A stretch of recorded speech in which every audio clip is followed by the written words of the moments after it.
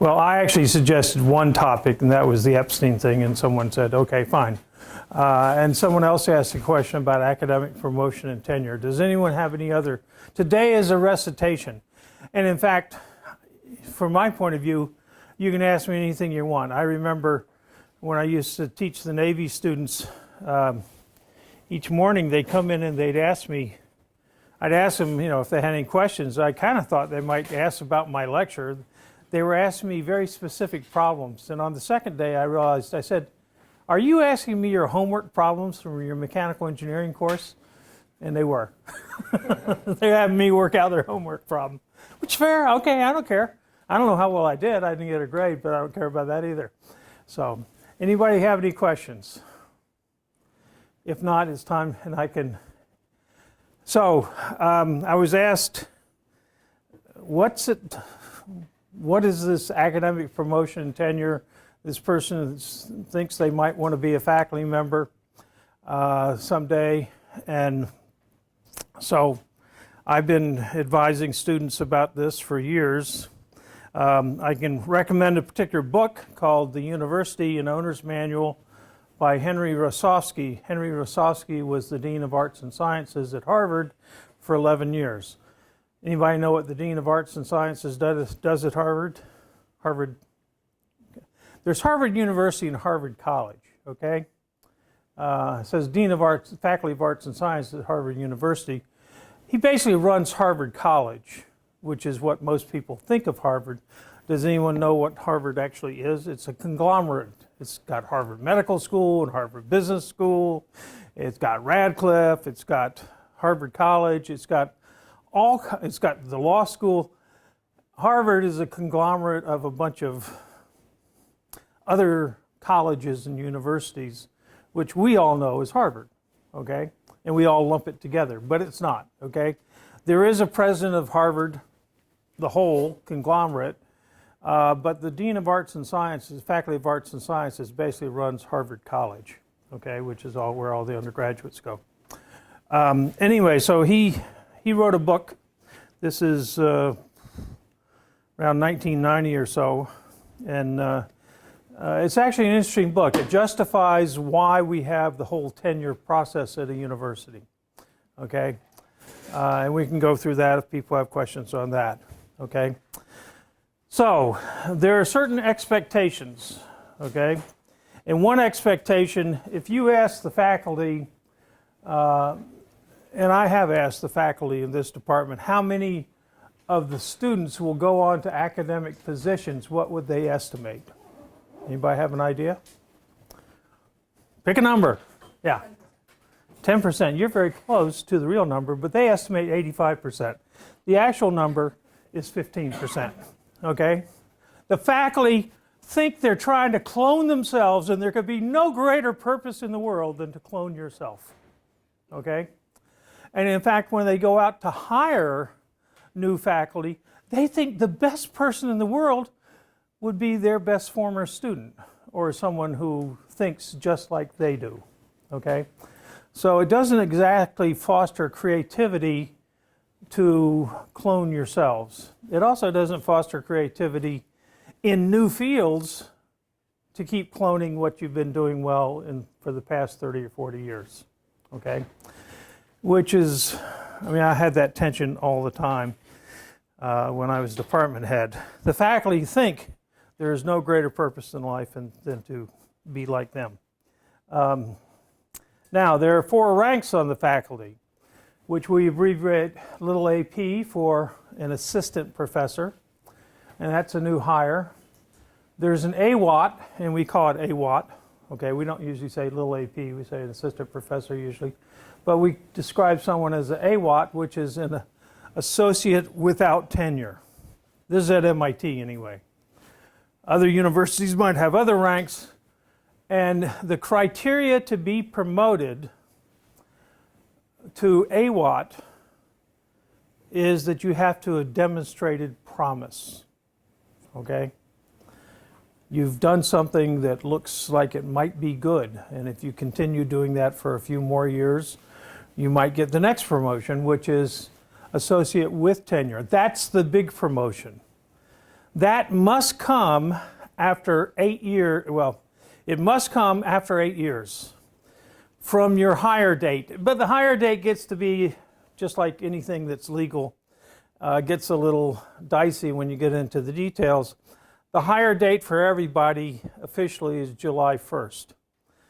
So if you're hired on July 31st, the next day you have used up one of your tenure years, okay? June 30th. If you're hired on June 30th, the next day you will have used up your whole first year. Most people come in on July 1st. If you wanted to come in on June 1st, you should actually come in as a research scientist or something else. You should not take on the title of professor, because there's a dean over there in the dean's office who's going to be counting and looking at what day you officially started. Some people start halfway through the year on January 1st or January 15th. They only have a half year for that first year, okay? That's the way it works. And the department heads and this associate dean probably spend at least a person month of time each year calculating the dates and recalculating the dates to make sure that everyone's on track and no one's going to get to the 8th year without getting a letter saying you do have tenure or you don't have tenure. Because under policies and procedures, if MIT doesn't make a decision on your tenure until your 8th year, you automatically receive tenure. How about that? Woo! I don't know that it's ever happened in the history of the Institute, because they pay people hundreds of thousands of dollars to calculate the dates. And department heads waste hours and hours of time justifying the dates that they have on their records versus the dean's office records, blah, blah, blah. Okay, it's a wonderful bureaucracy, isn't it? But for tenure, you have to have demonstrated not just promise, but accomplishment. You've got to have done something, okay, that people can point to. And how do we do it? We go out and we get letters. So when we hire someone originally, we go out and we get 3 or 4 or 5 letters typically. That's in the past. I think the number has been growing each year or as time goes on. For the AWAT promotion, typically you might get about 10 letters, about half a dozen inside and 4 on the outside. And you don't have to have an international letter, okay? When you get to the tenure process, it's typically in your 6th year, because it takes a whole year to do this. The process takes a whole year of going through all the committees and faculty votes and everything else. So they start in your 6th year, so that sometime before the end of your 7th year, they'll know and they're going to make a decision. And sometimes they can't quite make a decision, so they still have 1 more year, and you could come up again, okay? Come around a second time. And then to get full professor, you really have to be world-renowned. Over in the School of Science, they go by the Science Citation Index, and they can calculate to 6 significant figures on your publication record, as in the Science Citation Indexes, of whether you're first, second, or third in the world. Okay? And if you're not in the top 3 in the School of Science, that way the faculty, the deans, and the department heads, they don't have to think. They just look at the number. Boom! You know, you have a computer do this. In the School of Engineering, it's a lot more complex. Okay? Now, the School of Science may have changed since, you gotta remember, I'm talking about 20 to 25 years ago when I was department head. But anyway, and then you have to go to academic council, which is all the deans. So first you have to pass your department on a vote, and then you have to pass the School of Engineering, or your School of Engineering, in case I know, on a vote. And that vote, well, actually both of those votes on a 1, 2, 3, or 4. 4 being definitely promote them. 3, yeah, it's a good case. 2 is not so great a case, but I probably wouldn't resign if you did promote them. And number one is, I'm ready to resign if this person is going to be one of my colleagues, okay? It's kind of that kind of level of 1, 2, 3, 4, yes? That's a good question. So you said over in the School of Science they go by citation and ranking. Oh, they put a big weight on it. Do you think that that encourages new and creative work, or do you think that encourages bad scientific work to meet the numerical metric? I don't know, okay? But I mean, and I don't know, I haven't been part of it, but I can tell you that several deans that I served under in engineering council would explain that that's, you know, they would go to academic council and this person would say, they would list the number for the 1, 2, and 3 rankings and where this person was. And so this was a very big thing to them. I'm sure it wasn't the only thing, but to me, it's a crutch to keep from thinking, okay? But we can talk about other crutches that other people use. In fact, if you want to know a good book on, I got about 10 copies over there. One year I gave it out because it's only about a $10 or $12 book. It's Thinking Fast and Slow. Anybody ever heard of, yes, what's Thinking Fast and Slow about? From what I remember, it's kind of like you have like 2 brains almost, and one does a really good job of things that you consciously process, and one does a better job of subconscious processes, and sometimes they're at odds with each other. Right. And the guy who wrote, yes. Do we?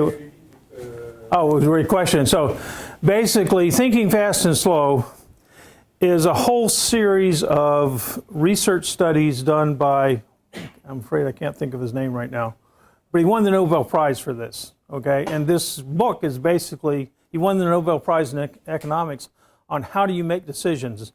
And the whole thesis is, as she said, you sort of like you have 2 different ways of thinking about things, or 2 brains, as you said. One is thinking fast, you develop heuristics. Like, you don't have to think about how to brush your teeth anymore. You've already figured out how to do it. Or, I mean, when I shave, I already have a pattern, okay? I don't have to worry about, do I start on this side or that side? Do I start at my beard? Do I start at my, you know, I've developed a pattern. And it's not something I have to worry about because I use heuristics. And he gets a little more complex than shaving. In fact, I don't think he used that example last time I read it. But then thinking slow is when you have to do some analysis. The answer is not quite obvious on your prior experience. Heuristics is you have prior experience, you've developed a way of doing things. And analytical thinking is actually probably better, but most of our decisions are based on heuristics. It's based on prior experience, and we just have knee-jerk reactions, okay? So that's, you're right. Daniel Kahneman, okay, is the author, and he won the Nobel Prize in economics, and it's probably one of the only Nobel Prizes, and I only sort of understood it when I read it, but it's a worthwhile book reading. Okay, so AWOT has to come, usually comes in the 6th or 7th year, or a associate with tenure. AWOT used to come normally before the end of your 4th year. They'd put you up after 3 years for promotion. I understand they're now doing it about at the end of your 5th year, which only gives you about a year, year and a half to make the difference between promise and accomplishment, which I think is a big mistake, okay? But hey, who cares? I'm not on the engineering council anymore. Okay, full professor can come never. If you had demonstrated accomplishment and you sort of die, you know, or something happens, there are people who retire as an associate professor with tenure because they never got to be full professor. That's quite an embarrassing thing. It's a way for the university to try to say, we made a mistake on the tenure process, we don't really want you, you're not going to get good raises.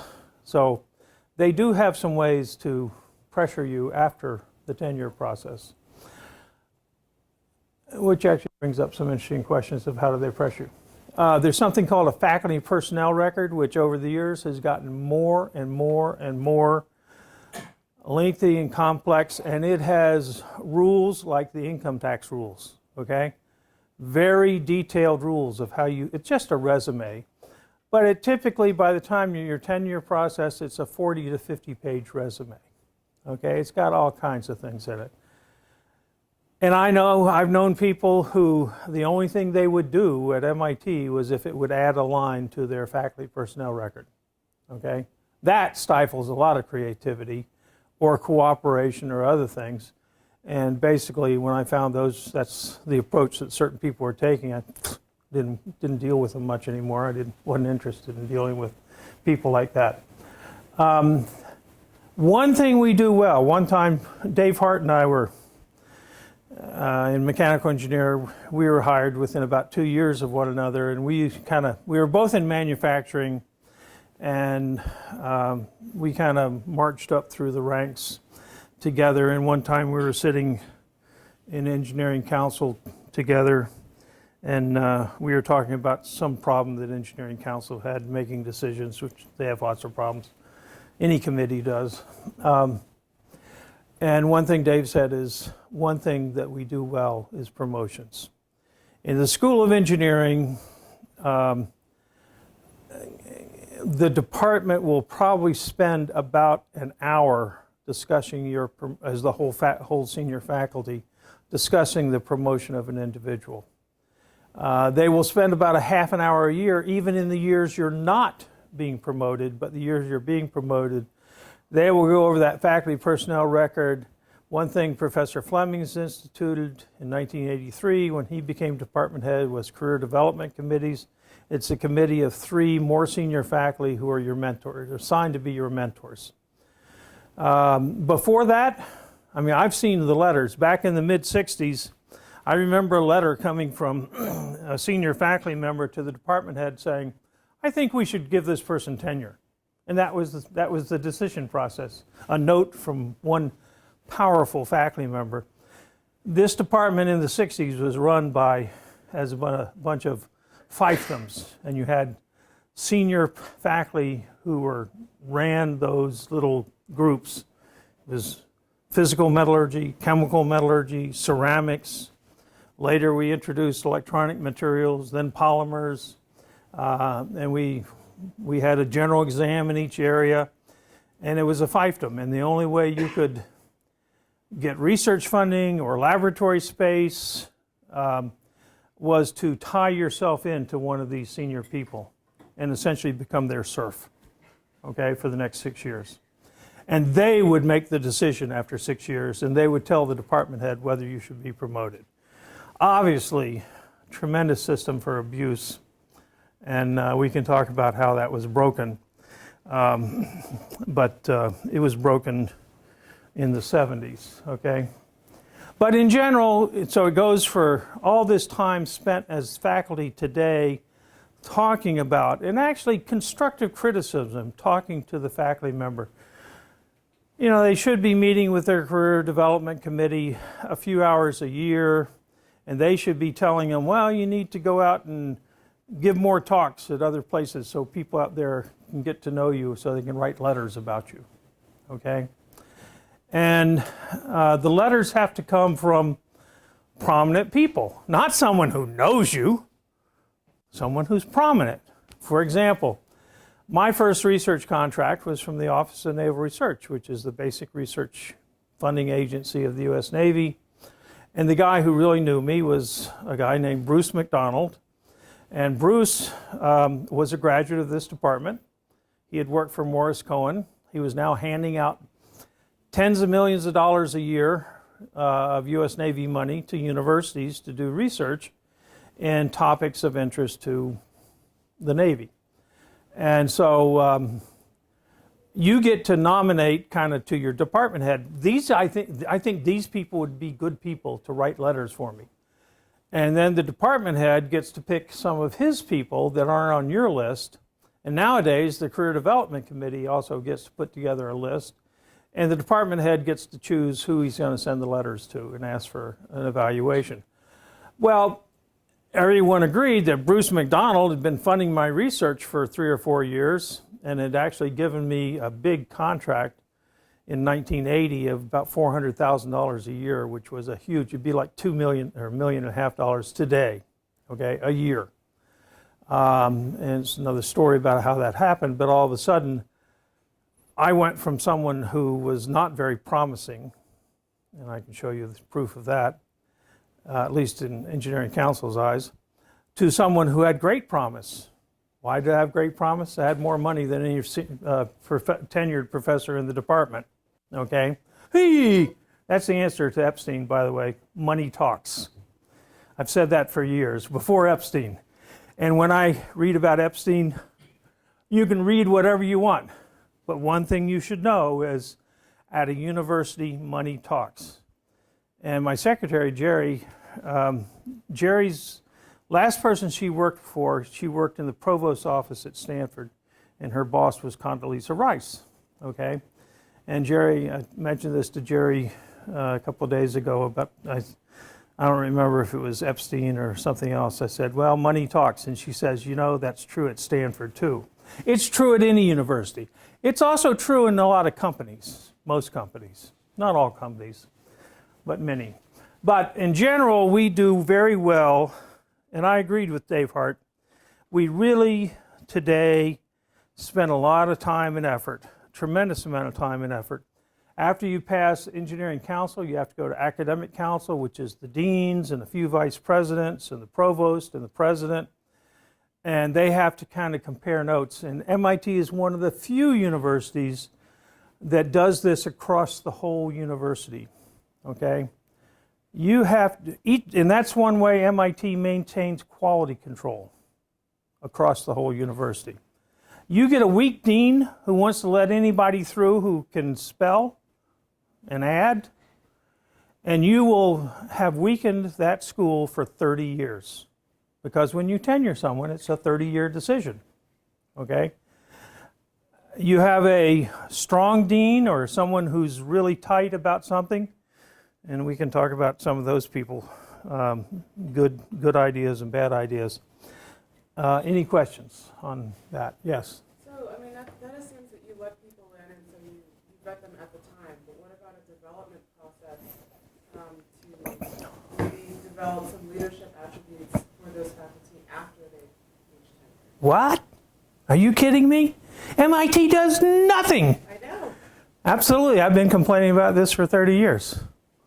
And people become department head who have no clue of what decisions they're making or what they're saying and what the legal ramifications are. I'll give you an example. One faculty member, and they should tell the faculty too, one faculty member, well, there is one secretary or administrative assistant, whatever we wish to call them, who wasn't particularly performing well. And there was a faculty member who was her supervisor, and he's a very nice person. And so she was in an automobile accident or something, and she was going to be out for 3 months. And he says, it's okay, you can come back whenever you want. Well, he just made a legal commitment. He was her supervisor. And she could sue MIT if they didn't hire her back. So she actually was someone that we would have loved to have gotten rid of, okay? If you talk to the human resources people, and if they couldn't come back for 3 months, this was probably something, you know, you have certain, MIT does have rules about how long you've worked for them. You know, if she had only worked for MIT for 1.5 years and she had to leave for 3 months, she wouldn't have any rights. If someone had worked here for 40 years and they had to be out for 3 months, well, you know. Now, in fact, a lot of these things are done, well, until we got more bureaucrats. But for example, there was a woman who came here from Oklahoma in the 1940s, and she became Morris Cohen's assistant. Morris Cohen was a very powerful, he ran the physical metallurgy group. He was the powerful professor running the physical metallurgy group in the 40s and 50s. He worked on the Manhattan Project. And virtually everybody who worked on the Manhattan Project for the next 20 to 30 years had automatic research from the Atomic Energy Commission and then the Department of Energy and things like that. You would just get renewed every 2 or 3 years. Big grant until you screwed it up, okay? And most of them got screwed up. The last one was in the 70s. Dave Kingery and Bob Coble still got a big grant from the Department of Energy to do ceramics. But Cohen had lost his physical metallurgy one. John Chapman had lost his chemical metallurgy one. But these were gravy trains that helped keep the funding going and helped keep that powerful professor in power, right? Because they controlled the money. Well, so Marge worked for Morris Cohen. She typed, to earn a little extra money, she typed most of the doctoral theses for students because it had to be typed perfect on carbon paper. We didn't have Xerox machines back in those days. And so she would type 3 or 4 carbons, and you couldn't erase on carbons very easily. Anyway, it was sort of a mess, but Marge was an excellent fast typist. She made a little extra money on the side. Marge was a wonderful person. She would win awards around here for how helpful she was to the student. You go out there and talk to people when I was department head in the 90s, and people would say, "How's Marge?" Okay, because she was sort of, one of the people who really made this place a little more livable for the graduate students and whatnot. Well, Marge's mother got sick when she was about 98, and Marge decided she had to go back to Oklahoma. There was no one else to take care of her mother.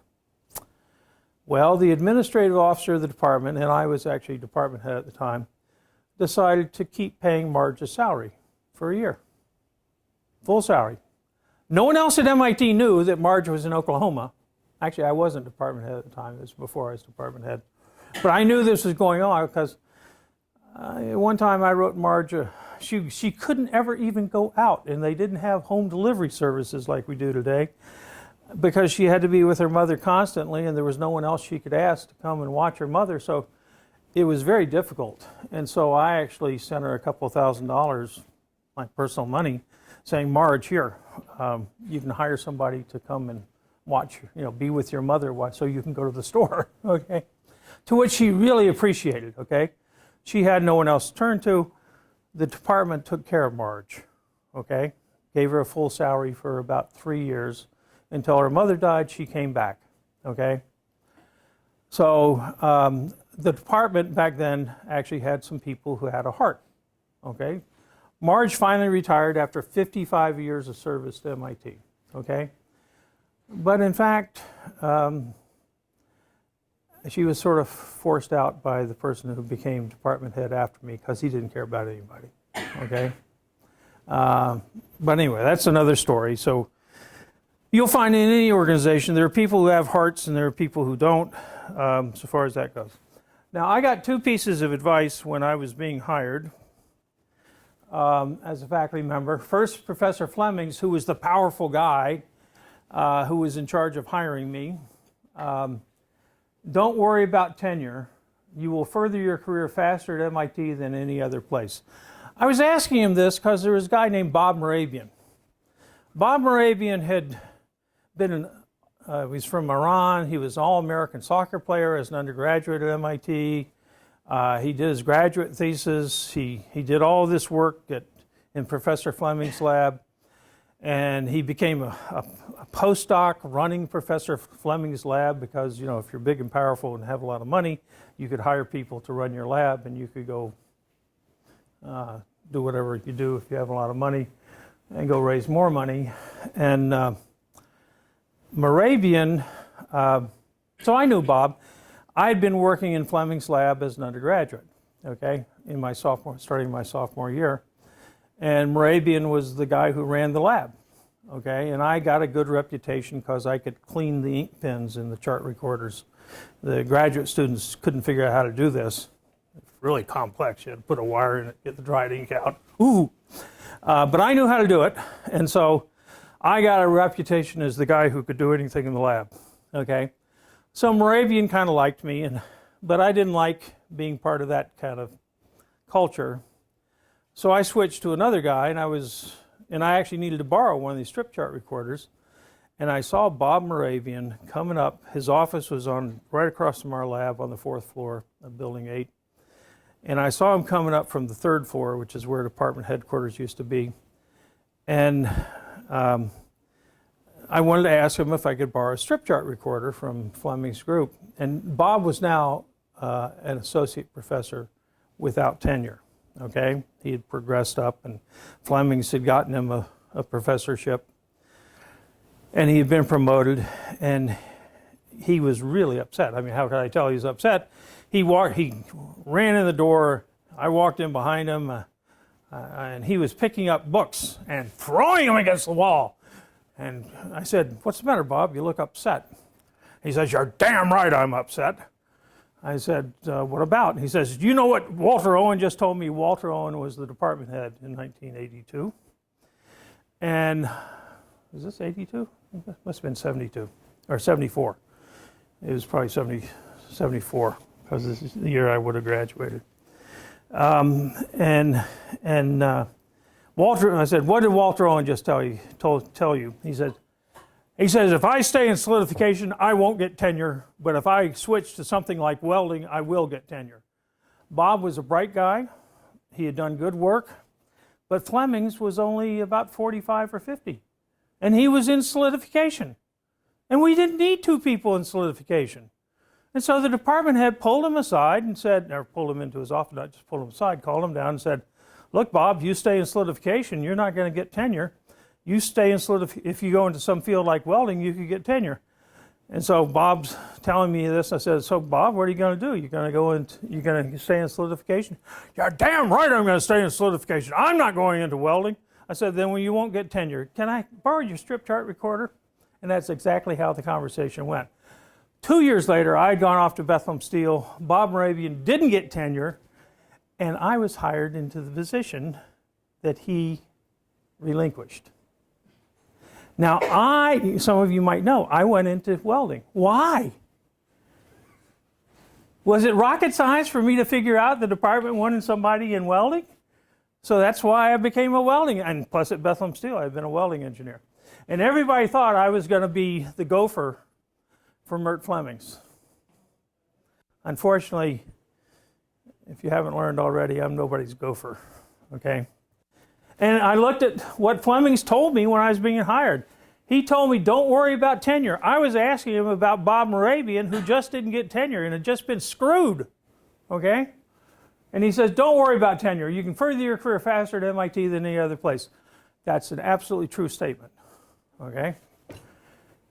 And then the first meeting, one of only 2 meetings I ever had with Walter Owen as my department head for the first 6 years I was on the faculty. I only met with the department head twice. The first one was when I first showed up, and he said, "Whatever anyone tells you, it is publish or perish." So, and that's true in most cases. So anyway, any questions? Yeah. And does that first statement imply that MIT can take otherwise less successful people and make them more successful than they would have been? Yes. And so does it really matter who you hire within a certain range? No. I used to, as department head, I would look at about 400 resumes a year coming into the department. And I would have to make the first cut decision, okay? And then it would go to a committee, and there was a subcommittee of the committee that looked at affirmative action and other things. The first thing I looked at on the resume, because these resumes were 5 or 6 pages long, I didn't want to read all that stuff. First thing I looked at was, how many years did it take them to get their PhD? If it was 5 or more, probably didn't want them. You should be able to do your PhD once you pass all your general exams and everything, you should be able to do it in a year, in my opinion, certainly 2 years at the outset. Last Friday, I was on a TAE exam, and this student will pass, maybe I shouldn't say this. I might have to embargo this till next Friday. This student should pass the exams. They had a 3-year program to do research. I said, "This is too much." And the faculty says, "Oh no, it's 5 years is average in the department." I had 30 doctoral students. I never had anyone take more than 4 years. I remember John Elmer's got the thickest thesis of any student I've ever had. And John was being paid by Lawrence Livermore. And I said, "John, it's time to write up your thesis." He says, "No, Tom, there's several other things I want to do." I said, "Fine, John, write up your thesis, graduate, and you can tell Lawrence Livermore you'll stay as a postdoc." He said, "Well, Tom, I promised him I'd do." "I don't care, John. You should get out of here in 4 years. You can stay for another year as a postdoc, but I don't want you hanging around doing a thicker thesis. You already had the thickest thesis. So I was pretty firm about that. In fact, there was a student who, in 1989, when I was acting department head, when Flemings went on sabbatical, there was a student, and they came to me, the graduate committee came to me as acting department head and said, this guy's been around for 9 years. What are we going to do? Do we give him a satisfactory grade or not? And I said, of course you don't give him a satisfactory grade on his thesis. You've been working on it for 9 years. I mean, he's making a record that he can never erase. Okay? And so I actually changed their grade to an unsatisfactory grade. And when Flemings came back a couple of months later, the graduate students had a big meeting where they claimed that I should be censured for changing the advisor's grade on the thesis. I think he wasn't making satisfactory progress. Well, I was sort of Fleming's protege, mentor, or not, he was my mentor, and you know, it kind of, I didn't get censured, but boy, some graduate students were really upset with me. I was trying to tell them, you can't just sit around and play tennis for 9 years. Okay, I don't care. You're supposed to be a professional, and if you can't finish your thesis in a couple of years, you really probably shouldn't be getting a thesis. Okay? I never said that to any of them, but that's the way I felt. Okay? You're a professional. You should be able to manage yourself. Anyway, so it is publish or perish. Any other questions?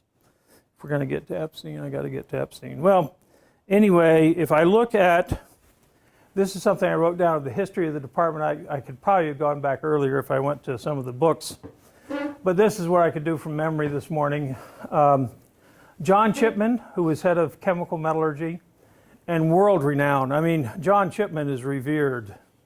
He taught people how to make steel. They were producing steel and throwing half of it away because it didn't have the right chemistry.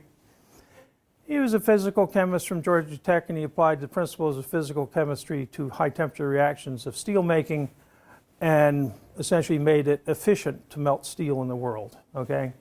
And so he was known all around the world. He was department head for 14 years. He was a wonderful Southern gentleman.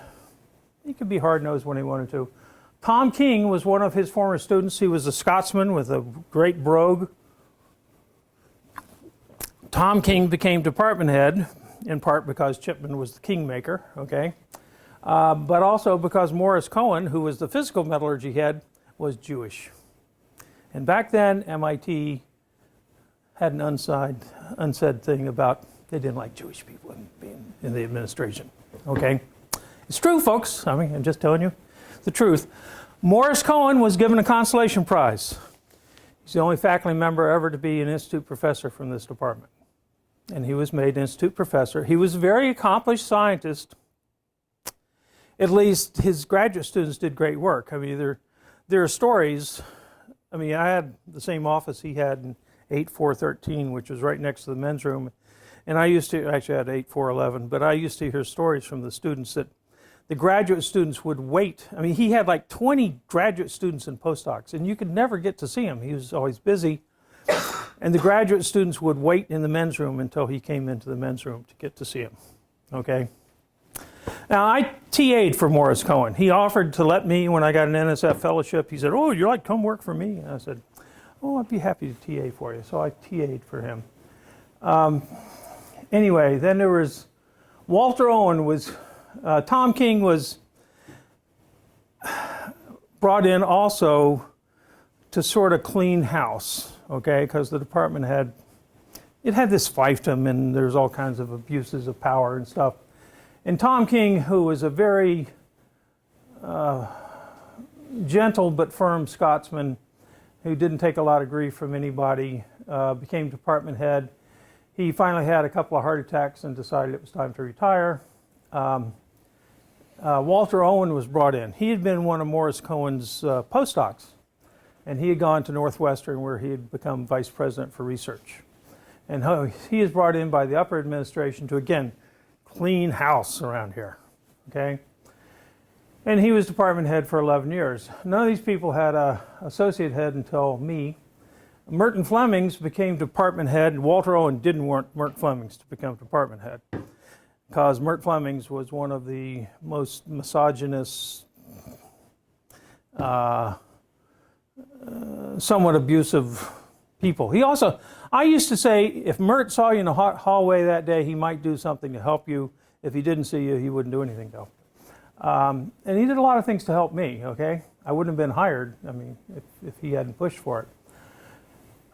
I became Fleming's sort of protege, and we could talk sometime about how that happened, because he had a reputation for throwing people out of his office, just yelling at them, screaming at them, throwing them out. Well, I'll tell you how it happened. He did that to me when I came back from sabbatical in '85. I was chairman of the admissions committee. I thought, I didn't want to fight with this man, so I decided I would just avoid him. And I would not say a thing to him unless spoken to, and I would try to avoid him so we didn't even see each other. And after about 6 weeks, I decided, well, I need to tell him about what's going on in the admissions committee, so I wrote him a 2-page memo. He thought it was wonderful. And about a month later, I wrote a 1-page memo giving him an update, and he calls me up to his office. Well, I'd sworn I was not going to talk to him for a year. He calls me up to his office, and he says, well, Tom, what's going on in the department? One of the things you learn as department head, no one will tell you the truth. Okay, no, everyone's afraid that you're going to dock their salary or something. And I would tell him the truth. Hard to believe, right? That I would just tell him the truth. And so I told him the truth. And at that point, he actually came to trust me. He didn't trust anybody else in the department, but he trusted me. So anyway, when I was 39 in 1989, he was going on sabbatical. He took me to lunch, the only time he ever did it, one-on-one over, we used to have a faculty club, and he said, Tom, have you ever thought about becoming department head? Because he had been in for like 7 years, and he really wanted to pass the reins on to someone else. He was tired of it. And I said, well, Mert, if I took the job of department head at 40, what would I do when I'm 50? Okay? So I sort of turned him down. So he went off on a sabbatical, and when he came back, he arranged for, he basically pulled his Machiavellian things, got rid of another guy as head of the materials processing center, put me in, and then in '95, well, he screwed up a number of things. So the department paid an $850,000 settlement to a woman who didn't get tenure, and he just screwed it up. I mean, screwed it up royally. That's why we had to pay the money. It wasn't that she was actually all that tenurable, but he messed it up. And so he actually stepped down about 6 months earlier than I thought he was going to. He just said, I'm quit. And the reason was because he was going to have to take actually, we had no tenured women in the department at the time. He was going to have to take a woman, Peggy Sebi, up for tenure. She was not going to get it. Everybody knew that. Now, she's gone off to Tufts University, and she's won teaching awards up there. But she wasn't going to get tenure, so he stepped down on January 15th, and a week later, I had to present her case at Engineering Council. So I got to take the heat, and he got retired. Now, when I was put in as department head, the dean said, because I was sort of known as someone who would speak his mind, he says, well, I'm going to give you an associate head. We never had associate heads before, so he gave me Ned Thomas, who was the number 2 person on the committee. Everybody hated him, but nonetheless, he gave me Ned Thomas. I said, fine, I can work with Ned. Well, I could, except Ned would do nothing, okay? The only thing Ned would do is if he could go to a meeting and announce that he was the associate head, okay? So I learned to deal with that, and there was one chance to go to Malaysia for a week. Oh, great. And they were going to pay us $20,000, which back in the 90s was a fair amount of money. And I said, hey, Ned, want to go to Malaysia for a week? And he said, oh, wow, yeah. So he went to Malaysia. I stayed here and slept in my own bed. Okay. After a year and a half, I got rid of Thomas, put in Dave Roylant. Subra Suresh replaced me. The person I wanted was Sam Allen. Subra made him the associate head. And Sam ran the department while Subra went around politicking to become King Subra of the world, which was his main goal. Subra did go on, and he became Dean of Engineering here. He became Director of the National Science Foundation. He became President of Carnegie Mellon University. He's now President of some university in Singapore, okay? That's the last I've heard of him. Ned Thomas, the guy who wanted to be, both Subra and Ned wanted to be department head when I was selected. Ned Thomas came in, and anyway, then Chris Shue, who was a very good department head, had Caroline Ross to help him, and now we got Jeff Grossman. The whole thing has changed from the days of the 1965 when one professor wrote a letter to the department's head saying, we think you should tenure so-and-so, to now we go through hours and hours and committees reviewing someone's qualifications. And it's actually pretty fair, okay? Other questions? I don't know if I should show you this, but anyway, I'll show it. I found out a year ago when Bill Wood at the Oregon Graduate Center retired. He had saved this letter from 1977 that he had gotten, actually the president of Oregon Graduate Center got from the Associate Dean of Engineering saying, now you have to understand, I was hired in July of 1976. This is May of 77, 10 months later. On a different matter, I promised for some time I'd provide some help to you in the welding area. I'm enclosing the resume of Tom Eager, misspelled. Tom got his doctorate here in February 75 and went to work at Homer Research Labs with Bethlehem Steel. His work there was on welding and joining. He returned to the Institute last fall, and although very good, will probably not make our tenure threshold. Hey, I had 6 months to prove myself before they threw me out. Why did they throw me out? Because I didn't agree to be the grunt or the serf from any of these powerful professors. I basically said I was going to do it on my own. And so they decided I wasn't smart enough to work within the system. Okay. 3 years later, I had more research money than any other faculty member of the department, which could be a good place to get to Epstein. I said, the story is, here, money talks. There are two ways to control people, and this applies anywhere you go that I know of. Well, I know of one place that doesn't matter. But at any company, any university, money talks. But the two ways you can control people at almost any place is money or power. Okay? Why does a federal judge want to be a federal judge or a member of the Supreme Court? The Supreme Court job is the best job in the world, I always said. They die there. Okay? You can't get rid of them unless you impeach them, and we now know how easy that is, right? And they pretty much can decide what they do, and they can have clerks doing all the real work and stuff. Anyway, they're in there for power, okay? They're not in there for the money. Most of them could make plenty of money, a lot more money on the outside. They're there because in a federal judge's courtroom, they are king or queen, okay? What they say goes, okay? That's true at a lot of companies. It's money or power. So I don't know, I don't necessarily believe that Raphael Reif, who I served on the engineering council with and is a fairly reputable person from everything I ever saw, I don't think Raphael Reif necessarily was involved in the Epstein stuff. Frankly, you can't get involved in all that stuff. You have lots of other people working for you.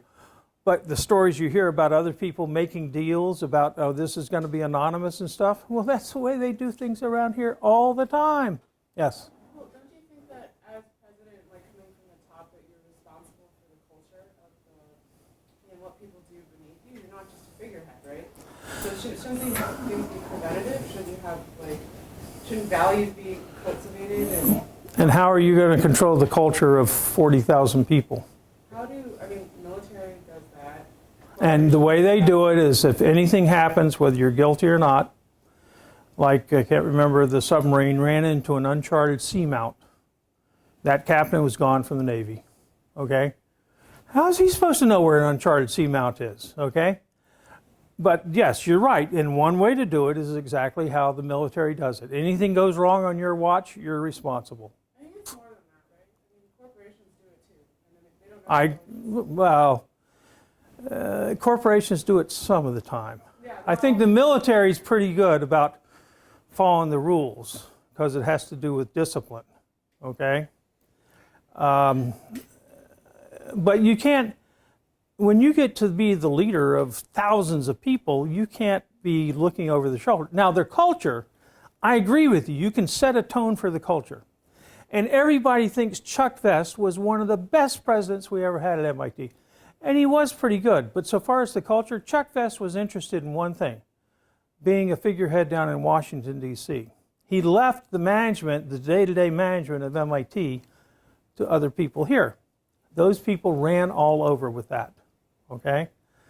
I can tell you one of the reasons I committed political suicide when I was department head, because Flemings had polluted a promotion case. These promotion, there are very strict rules. Once a department head sends out the letter, you can have no other contact with anyone involved in that process. If you do, it's called polluting the case.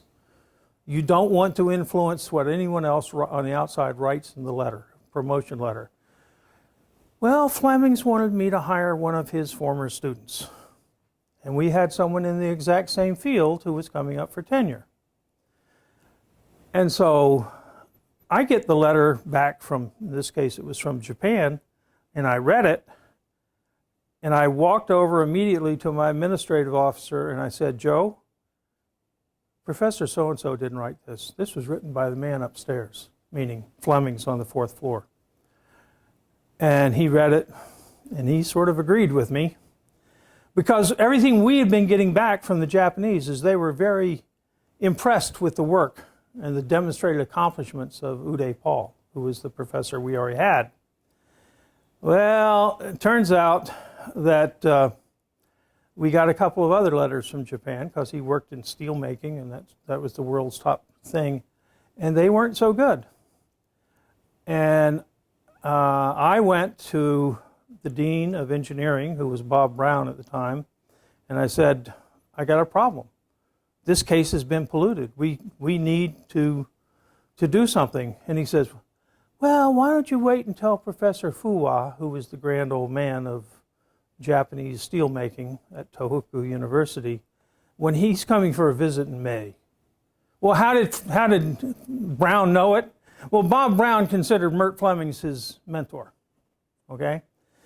And Flemings knew when Fuwa was coming. I remember, and Bob Brown refused to do anything during the tenure process. Uday Paul didn't get tenure. He's now a professor at Boston University. And when Fuwa came to see me in May, he says, well, Professor Flemings told us you didn't want Professor Paul to get tenure. I said, no, that's not right. Okay? Professor Flemings stuck the knife in Uday Paul's back. But that wasn't the first time he'd stuck the knife in people's back. Okay? And at that point, I tried to get people at MIT to pay attention. And in the department visiting committee a year later, I actually brought this up. Bob Brown was the provost now. Chuck Vest was right there. We had the MIT corporation members in this private meeting with the department head. I said, well, we got a problem. One of the faculty members polluted one of the tenure cases. And Chuck Vest says, Tom, that's a very serious charge. And I turned to Bob Brown and said, yes, Chuck, that's true. And I wouldn't say it if it wasn't true. And I just stared at Bob Brown. What was done? Nothing. Okay? So people scratch each other's back, but I didn't care. I don't want to be part of that power struggle. Okay? So I stepped back. Went back to being a regular old professor. I don't need their money. I don't need their power, and that irritates them no end. They've been trying to get rid of me well, actually, Chris Shue wasn't trying to get rid of me. But certainly Ned Thomas and Subra Suresh always considered me a threat. In fact, I'd become department head when they wanted the job. And so for 13 years, the department was doing everything it could to screw me. But you know, if I don't need your money, I don't need your power, and I do my teaching, and I advise students, what can they do to me, right? Well, that's one of the things, and that's one of the reasons Rosowski will tell you we have tenure, is to protect people when they get in situations like that. You don't get that protection in industry. You're right, you're out. And it's not because things are fair. One of my sayings is, no one ever said the world is fair. And when people heard what happened to me, they said, Tom, that's not fair. I said, so no one ever said the world's fair. I mean, why what do I have to complain about? I knew what I was doing when I committed suicide, political suicide. And I don't mind putting it on YouTube, okay? And by the way, it's not slander if you can prove it. You can say, you shouldn't say whatever you want about anybody, but if you can prove it, it's not slander. Okay, thanks.